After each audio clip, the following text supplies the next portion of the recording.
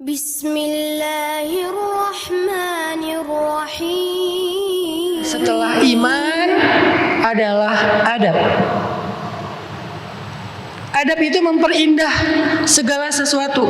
Bahkan ada orang yang ini dalam dunia anak muda ya. Kenapa sih lo mau sama dia? Kan dia bukan tipe lo gitu. Kan ada cowok jadi sama cewek atau sebaliknya cewek jadi sama cowok. Padahal dia itu bukan tipe pasangannya. Misalnya cewek ini pengennya sama cowok yang tinggi, sama cowok yang bersih, kulitnya nggak terlalu gelap, sama cowok yang pemain basket, sama cowok yang apalagi kaya. Ternyata jadiannya sama cowok yang bukan pemain basket, bukan tinggi, agak gelap, malah gelap banget, dan gak kaya, baru merintis usaha. Kok mau? Ternyata alasan si cewek, aku asik aja kalau sama dia, gak tahu chemistry-nya dapet, kayak sefrekuensi banget gitu. Tahu gak kenapa? Asik itu muncul dari mana? Dari adab. Walaupun ada adab yang fake, ada adab yang real. Tapi adab, kalau yang fake biasanya nanti lama-lama ketahuan juga aslinya. Kalau yang real ya emang kayak gitu, biasanya karena adab. Saya sering bilang saya ini bukan tipe istri saya. Ada 5 hal yang dia nggak mau ada di suaminya, 5-5-nya ada di saya. Nggak mau orang Sumatera karena takutnya keras. Nggak mau yang jenggotan. Nggak mau yang ustadz, nggak mau yang apa, ada 2 lagi gitu. Ini rahasia. 5-5-nya, yang keempat nggak rahasia, nggak mau yang kulitnya gelap. Yang kelima yang rahasia. 5-5-nya ada di saya, tetapi jadian. Bahkan dia senang banget, semangat banget pas mau nikah. Kenapa? Tadi nyaman. Chemistry-nya dapat, asik. Kenapa bisa kayak gitu? Tadi adab. Begitu juga dalam karir kita, dalam bisnis kita, dalam kerja kita. Adab itu penting sekali dalam segala urusan. Termasuk dalam kita menggolkan sebuah proyeksi bisnis, proposal bisnis. Itu adab dilihat sebelum orang ngelihat isi dari proposal bisnis kita. Dan adab itu bukan sekedar datang nunduk-nunduk.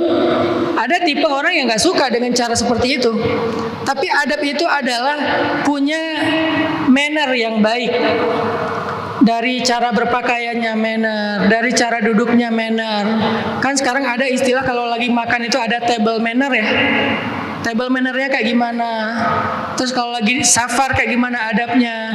Kalau lagi lapar kayak gimana adabnya? Kalau lagi tertekan kayak gimana adabnya? Itu semuanya akan menentukan karir kita, teman-teman. Kadang-kadang kata teman-teman motivator itu,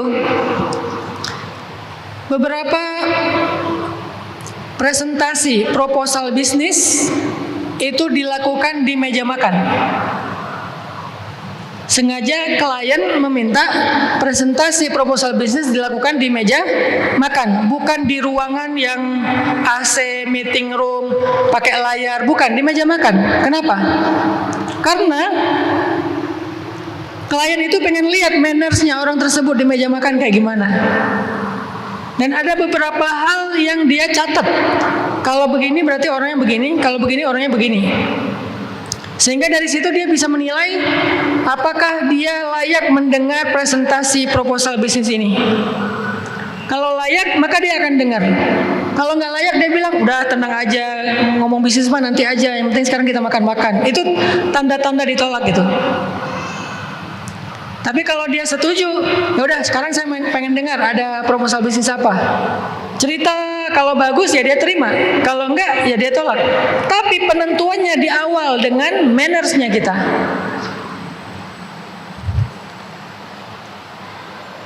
Saya jalan ke beberapa kota pariwisata ya, Lombok, Bali, mana lagi, Labuan Bajo. Saya jalan juga ke negara-negara yang banyak wisatawan, Jepang, Korea, Turki. Itu salah satu yang paling membuat kenapa pariwisata di sana itu maju, itu adalah di mana hospitality bukan lagi menjadi job desk. Hospitality udah menjadi culture. Hospitality itu apa? Tentang akhlak, tentang bagaimana menyambut, bagaimana dan seterusnya.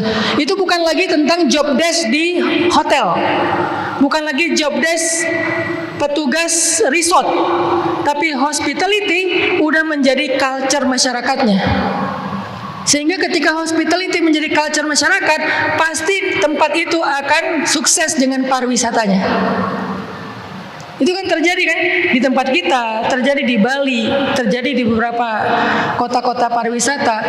Mulai dari turun pesawat, bukan ketemu petugas bandara, ketemu orang yang ada di bandara, warga lokal. Keluar dari bandara, naik rental atau mobil online, ketemu drivernya hospitality-nya bagus, manner-nya bagus. Kemudian masuk ke kota, ngelihat masyarakatnya ketika belanja, manners-nya bagus. Nah ini ternyata menjadi rahasia ketika saya pelajari tentang dunia pariwisata, karena saya lagi mencoba untuk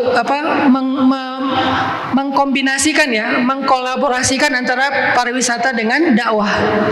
Ternyata modalnya adalah adab, modalnya adalah manners, modalnya adalah akhlak, teman-teman. Itulah kenapa ketika Allah bicara tentang sifat Nabi, Allah menyanjung akhlaknya Nabi. Wa innaka la'ala khuluqin azim.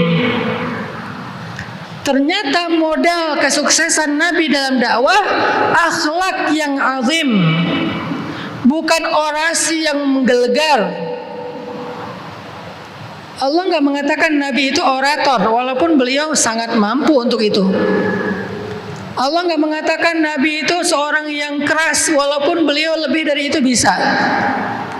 Allah nggak mengatakan Nabi orang yang kuat, walaupun Nabi paling kuat di antara manusia.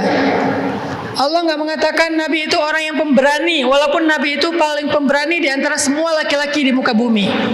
Semua kehebatan-kehebatan Nabi yang diambil, dimention oleh Allah ternyata bab akhlak. Coba, di antara semua kelebihan Nabi yang dimention bab akhlak, padahal yang lain banyak.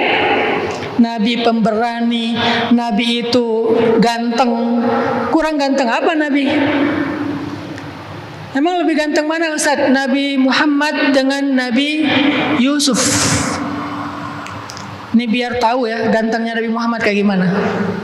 Gantengan mana Nabi Muhammad dengan Nabi Yusuf? Mereka dua-duanya ganteng, tapi beda tipe. Gantengnya Nabi Yusuf itu adalah mukjizat dan ujian buat sebelah sini. Sehingga ngiris tangan, gak berasa. Jadi kalau ada sekarang di antara kita yang merasa sok ganteng, coba kasih jarum pentul ke sebelah. Mbak, coba Mbak tusuk jari Mbak sambil ngelihat saya. Kalau Mbaknya gak sakit berarti saya ganteng.